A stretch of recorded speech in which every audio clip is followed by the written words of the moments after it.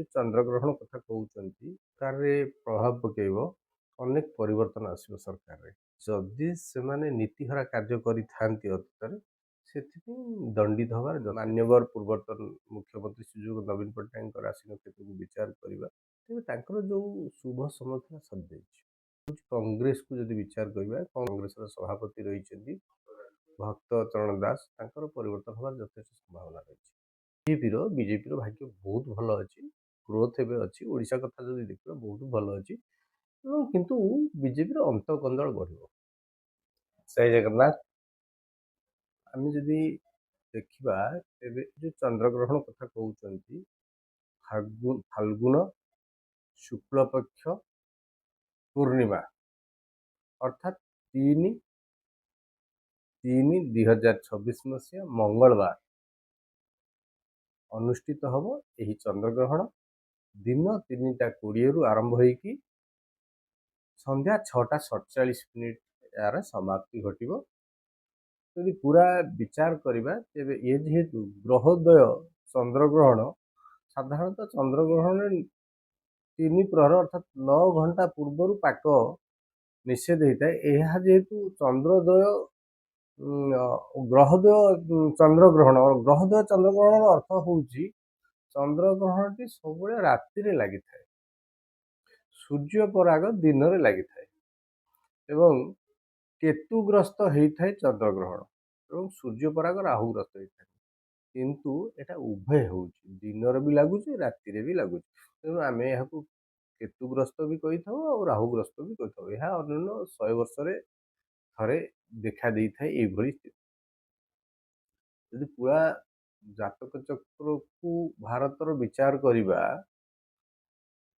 भारत पर अत्यंत शुभदायक हम कि विश्व अनेक देश समस्या आसो पूजा विधि कथा पचार जो पूजा विधि रही निर्दिष्ट चंद्रग्रहण हो कि सूर्यपराग हो पूजा विधि निर्दिष्टता रही पूजा जो करा जाए ये जेहेतु ग्रहोदय चंद्रग्रहण होमें यार 12 घंटा पूर्व अर्थात रात्र 3:20 पूर्व सब नीतिकांति बंद परदिन 6:47 पर्यंत 6:47 पर आम स्नान शौच संध्या 6:47 सारिकी ग्रहण जो समाप्ति हम से आम स्नान शौच सारिकी पुणी पूजा विधि आमर आराध्य होती प्रभु जगन्नाथ कि ये जो ग्रहण लागू कि पराग लागू से प्रभु जगन्नाथ स्वतंत्र नीतिकांति थाए नीतिकांति अनुष्ठित होता है अन्न व्यंजन से दिन करा जाए ना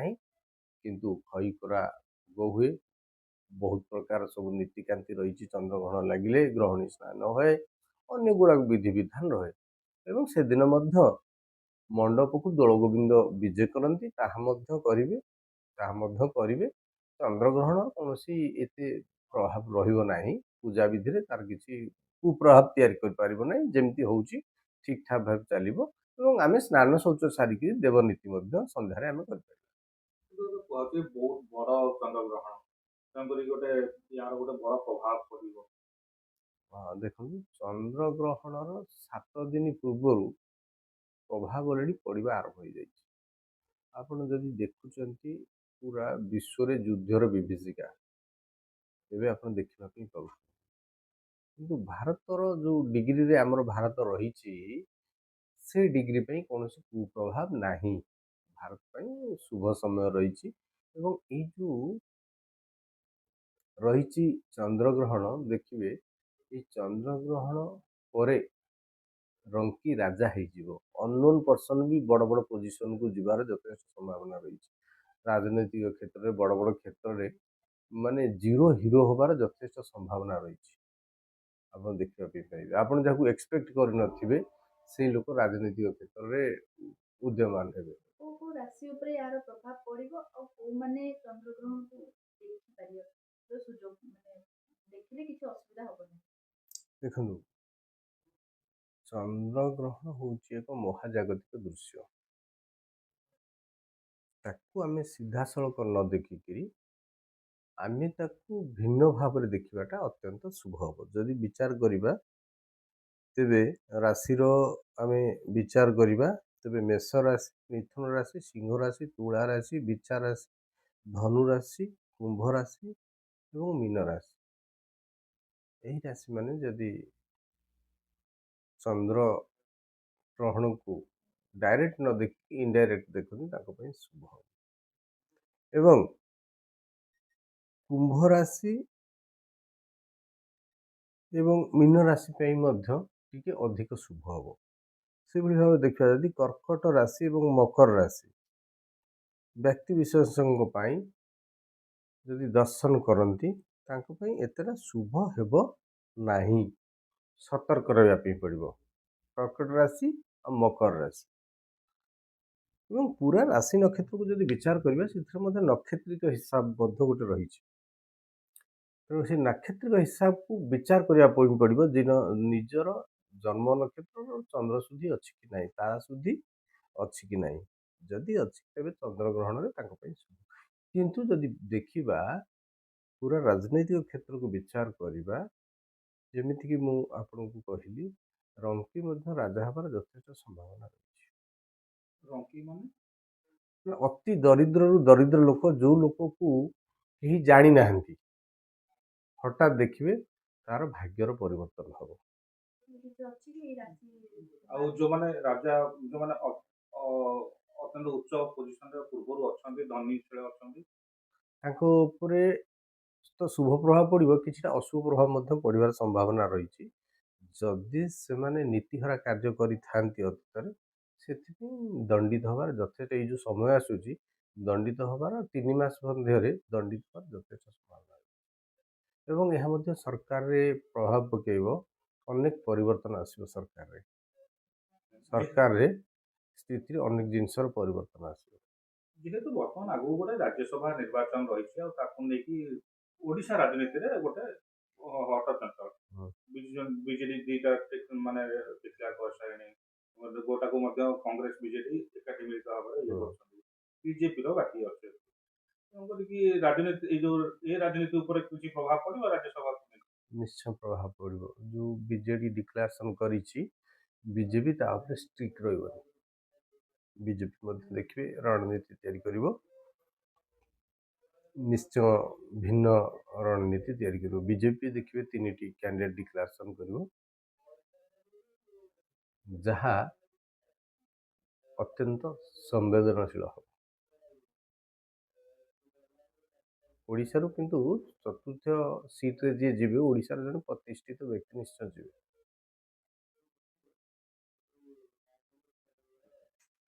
ଯୋଉ 12ଟି ରାଶି ରହିଛି, 12ଟି ରାଶି ଭିତରୁ ମାନେ ଅତି କୋଉ ଶୁଭ ରାଶି ପାଇଁ କୋଉ କେତେ ଶୁଭଙ୍କର ରହିବ ଆଉ କାହା ପାଇଁ ଟିକେ ଅଶୁଭଙ୍କର ରହିପାରିବ?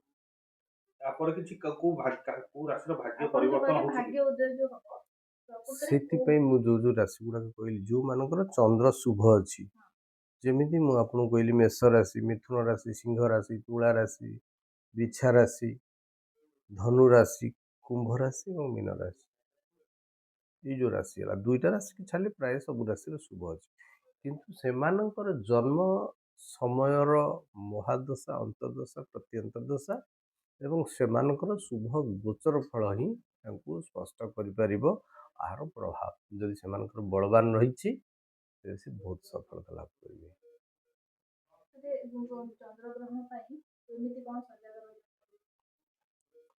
ଚନ୍ଦ୍ରଗ୍ରହଣ ହେଉ କି ସୂର୍ଯ୍ୟପରାଗ ହେଉ, ଏହା ଅତ୍ୟନ୍ତ ଶୁଭ ଯୋଗ, ଅଶୁଭ ନୁହେଁ। ଏକ ଜାଗତିକ ପ୍ରକ୍ରିୟା। ଏହି ଚନ୍ଦ୍ରଗ୍ରହଣ ହେଉ କି ସୂର୍ଯ୍ୟପରାଗ ହେଉ, ଏହି ସମୟରେ ଆମେ ସଫଳତା ପାଇଁ କୌଣସି ନିର୍ଦ୍ଦିଷ୍ଟ ମନ୍ତ୍ର ଯଦି ଜପ କରିବା, ଇଷ୍ଟ ମନ୍ତ୍ର ଜପ କରିବା, ନିରୋଗ ରହିବା ପାଇଁ ମଧ୍ୟ ମନ୍ତ୍ର ରହିଛି ଜପ କରିବା, ଏଇଟା ସହଜରେ ସଫଳ ହୋଇଯାଇଥାଏ ମନ୍ତ୍ର ଜପ। ଏବଂ ତାନ୍ତ୍ରିକ ମାନଙ୍କ ପାଇଁ ମଧ୍ୟ ଅତ୍ୟନ୍ତ ଶୁଭ ହୋଇଥାଏ। ଏହା ହେଉଛି ଏକ ଖଗୋଳ ବିଜ୍ଞାନ, ଯାହାକୁ ବୁଝିବା ଟିକେ କଷ୍ଟ ହୋଇଥାଏ। ତେଣୁ ଆମେ ଯଦି ଆକୁ ଠିକ୍ ଭାବରେ ବୁଝିଯିବା, ଆମେ ମନା କରୁଛେ ରନ୍ଧା ଖାଦ୍ୟ ଖାଇବାନି। ଚନ୍ଦ୍ରର ପ୍ରଭାବ ରହିଛି ପୃଥିବୀ ଉପରେ, ସୂର୍ଯ୍ୟଙ୍କର ମଧ୍ୟ ପ୍ରଭାବ ରହିଛି, ଗ୍ରହମାନଙ୍କର ମଧ୍ୟ ପ୍ରଭାବ ରହିଛି। ଅନେକ ବ୍ୟକ୍ତି ବିଶେଷ ଗ୍ରହଣ କରିବାକୁ ରାଜି ହୁଅନ୍ତିନି। ଯଦି ପ୍ରଭାବ ନଥାନ୍ତା ତେବେ ପୂର୍ଣ୍ଣମୀ ଅମାବାସ୍ୟାରେ ଜୁହାର ଭଟା ହେଉନଥାନ୍ତା। ତାର ତ ନିର୍ଦ୍ଦିଷ୍ଟ ଦିନେ ରହନ୍ତା, ପୂର୍ଣ୍ଣମୀ କାହିଁ ହଉଛି? ତେଣୁ ଚନ୍ଦ୍ରଙ୍କର ଯେଉଁ ପ୍ରଭାବ ରହିଛି ତାର ଏବଂ ନବଗ୍ରହଙ୍କର ପ୍ରଭାବ ରହିଛି, ପ୍ରଭାବରେ ଆମ ଶରୀରରେ ମଧ୍ୟ ତାର ପ୍ରଭାବ ପଡ଼େ। ଆମ ଶରୀରରେ ଯଦି ଗ୍ରହଙ୍କର ସ୍ଥିତି ବହୁତ ଭଲ ଅଛି, ତେବେ ତା କୁପ୍ରଭାବ ସୁପ୍ରଭାବରେ ମଧ୍ୟ ପରିବର୍ତ୍ତନ ହୋଇଥାଏ। ଏବଂ ଗ୍ରହମାନଙ୍କର ସ୍ଥିତି ଯଦି ଅଶୁଭ ରହିଛି ତେବେ ଅଶୁଭ ଫଳ ଦେଇ ତେବେ କ୍ରିୟମାଣ କର୍ମ ଯେଉଁ ଆମେ କରିଛେ, ଭୁଲ କର୍ମ କରିଛେ, ଭୁଲ କର୍ମ ଦ୍ୱାରା ଯେଉଁ ଗ୍ରହ ଅତିଷ୍ଠ ହେଇଛନ୍ତି ସେଇ ଗ୍ରହ ମଧ୍ୟ ବେଳେବେଳେ ଦଣ୍ଡ ପ୍ରଦାନ ଗୋଟେ ଆଚ୍ଛା। ଛୋଟ କଥା। ଆଜ୍ଞା, ବର୍ତ୍ତମାନ ଯେହେତୁ ରାଜନୀତି କଥା ଗୋଟେ ଆସୁଛି, ତାପରେ ଏଇ ଯୋଉ ତିନୋଟି ଦଳ ରହିଲେ ବିଜେଡି, ବିଜେପି, କଂଗ୍ରେସ, ଏ ତିନୋଟି ଦଳର ଗ୍ରହ ନକ୍ଷତ୍ର କଣ କହୁଛି? କାହିଁକିନା ପ୍ରତି ଦଳର ବି ଗୋଟେ ଜାତକ ରହିଥାଏ। ସିଏ ବି ଯେତେବେଳେ ଦଳ ତିଆରି କରାଯାଇଛି, ନିହାତି ଅନେକ ବାସ୍ତୁଶାସ୍ତ୍ରକୁ ନେଇକି ବା ଜ୍ୟୋତିଷ ଶାସ୍ତ୍ରକୁ ନେଇକି ଗୋଟେ ଦଳ ଗଢ଼ା ହେଇଥାଏ। ତେଣୁକରି ଏମାନଙ୍କର ଗଣତି କଣ କହୁଛି? ଏଇ ଯୋଉ ଗ୍ରହଣ ପରେ ଆଙ୍କର କୋଉ ଦଳର ସ୍ଥିତି ଭଲ ରହିବ, କାହାର ଟିକେ ଖରାପ ରହିବ? ବିଜେଡ଼ିର ସ୍ଥିତିକୁ ଯଦି ପ୍ରଥମେ ବିଚାର କରିବା, ଅତ୍ୟନ୍ତ ନଗଣ୍ୟ ହେଇଯିବ। ଗ୍ରହଣ ପରେ ବିଜେଡ଼ିର ସ୍ଥିତି ବହୁତ କଷ୍ଟ ଦେଇକି ଚାଲିବ। ଗତିବିଧିରେ ମଧ୍ୟ ସମସ୍ୟା ଆସିବ। ମୁଁ ଆଗରୁ ମଧ୍ୟ ବର୍ଷ ଆରମ୍ଭରୁ ମଧ୍ୟ ଆପଣମାନଙ୍କୁ ଏକଥା ସ୍ପଷ୍ଟ କରିଥିଲି ଯେ ବିଜେଡ଼ି ପାଇଁ ତାର ଯେଉଁ ସମୟ ଥିଲା, ତାର ଯେଉଁ ବିଚାର ଥିଲା, ଆମେ ଯଦି ମାନନୀୟ ମାନ୍ୟବର ପୂର୍ବତନ ମୁଖ୍ୟମନ୍ତ୍ରୀ ଶ୍ରୀଯୁକ୍ତ ନବୀନ ପଟ୍ଟନାୟକଙ୍କ ରାଶି ନକ୍ଷତ୍ରକୁ ବିଚାର କରିବା, ତେବେ ତାଙ୍କର ଯେଉଁ ଶୁଭ ସମୟ ଥିଲା ସରିଯାଇଛି। ଏବଂ ଶୁଭ ସମୟ ଗୋଟେ ହେଉଛି ଯୋଗ ସମୟ। ବେଳେବେଳେ ଆମେ ଯଦି ଠିକ୍ ଲୋକ ସାଙ୍ଗରେ ଆମର ଜାତକ ଚକ୍ର ଯୋଗ ହେବ, ଆମେ ଶୁଭ ଫଳ ପାଇବା। ଯଦି ବେଳେବେଳେ ଭୁଲ ଲୋକ ସାଙ୍ଗରେ ଯୋଗ ହେଇଯିବ, ଆମର ଯେଉଁ ଶୁଭ ଫଳ ଥିବ ତା ମାଇନସ୍ ହେଇଯିବ, ଯାହା ତାଙ୍କର ମାଇନସ୍ ହେଇସାରିଛି। ଆଗାମୀ ଦିନରେ ରାଜନୈତିକ ସ୍ଥିତି ସେତେଟା ତାଙ୍କର କିଛି ପ୍ରଭାବ ରହିବନି କି ପ୍ରଭାବ ଆଉ ନାହିଁ। ବିଜେଡ଼ି ଦଳର ମଧ୍ୟ ଏତେଟା ପ୍ରଭାବ କିଛି ରହିବନି ଆଗାମୀ ଦିନରେ। ଦ୍ୱିତୀୟ କଥା ହେଉଛି କଂଗ୍ରେସକୁ ଯଦି ବିଚାର କରିବା, କଂଗ୍ରେସରେ ତ ଦେଖିବେ ଆଗକୁ ପରିବର୍ତ୍ତନ ହେଇଯିବ। ତାଙ୍କର ଯେଉଁ ରହିଛନ୍ତି ତାଙ୍କର ସଭାପତି, କଂଗ୍ରେସର ସଭାପତି ରହିଛନ୍ତି ଭକ୍ତ ଚରଣ ଦାସ, ତାଙ୍କର ପରିବର୍ତ୍ତନ ହେବାର ଯଥେଷ୍ଟ ସମ୍ଭାବନା ରହିଛି ଆଗାମୀ ଦିନରେ। ତେଣୁ କଂଗ୍ରେସର ସ୍ଥିତି ମଧ୍ୟ ଦୃଢ଼ ନାହିଁ। କାହିଁକିନା ଆମେ କଂଗ୍ରେସର ସ୍ଥିତି ଭକ୍ତ ଦାସଙ୍କୁ ନେଇ ବିଚାର କରୁନେ, ଆମେ ରାହୁଲ ଗାନ୍ଧୀଙ୍କୁ ନେଇକି ବିଚାର କରୁଛେ, ସୋନିଆ ଗାନ୍ଧୀଙ୍କୁ ନେଇକି ବିଚାର କରୁଛେ ଏବଂ ପ୍ରିୟଙ୍କା ଗାନ୍ଧୀଙ୍କୁ ନେଇକି ବିଚାର କରୁଛେ।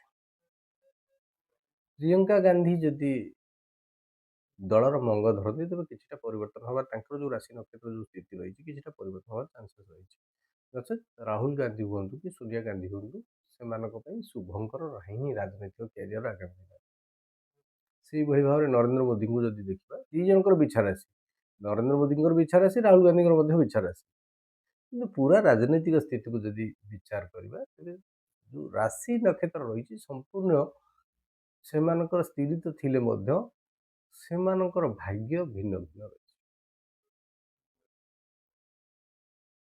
ତେଣୁ କଂଗ୍ରେସ ଦଳର ସ୍ଥିତି ମଧ୍ୟ ଏତେଟା ଭଲ ରହିବ ନାହିଁ।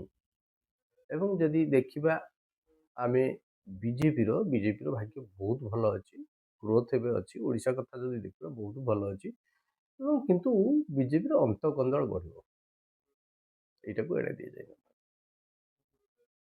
ଏବଂ ରାଜନୈତିକ ପଟ ପରିବର୍ତ୍ତନ ହେବ, ଅନେକ ଜିନିଷ ପରିବର୍ତ୍ତନ ହେବାର ବହୁତ ଚାନ୍ସେସ୍ ରହିଛି।